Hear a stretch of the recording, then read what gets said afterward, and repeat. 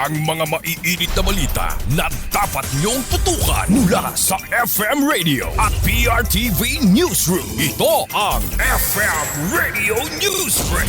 FM Radio Newsbreak.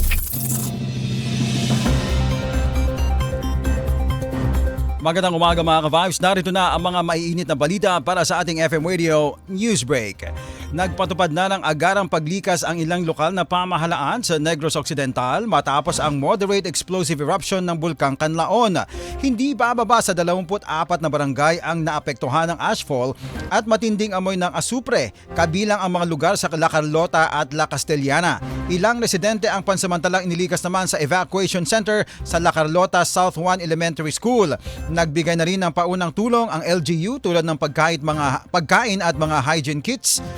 Habang iniulat ang pagkasira naman ng ilang bahay, lalo na ang mga bubong na tinamaan ng makakapal na abo. Patuloy naman ang monitoring ng mga otoridad sa sitwasyon ng bulkan. FM Radio Newsbreak. FM Radio Newsbreak. Sa iba pa mga balita, paiigtingin ng DSWD ang beripikasyon sa mga solo parent na nais makatanggap ng benepisyo. Nilinaw ng ahensya na hindi otomatikong kwalipikado ang lahat ng nagpapalaki ng anak na mag-isa. Dapat ay walang regular na suporta mula sa dating asawa o kamag-anak at sumasailalim sa taunang renewal at pagsusuri naman ng LGU.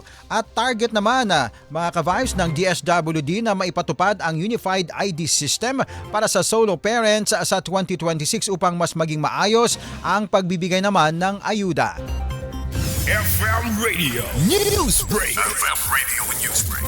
Samantala sa iba pang mga balita, nangangamba ang Independent Commission for Infrastructure o kaya ICI na maaaring maantala ang mga investigasyon kaugnay naman sa flood control scandal dahil sa kakulangan ng mga commissioners.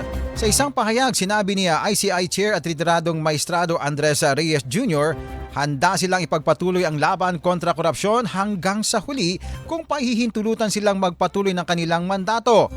Sa kanilang 1,000 pahinang ulat na isinumite kay Pangulong Ferdinand Marcos Jr., inirekomenda ng ICI ang pagsasampa ng kaso laban sa mahigit 60 individual at nakipag-ugnayan din para sa karagdagang investigasyon sa iba pa.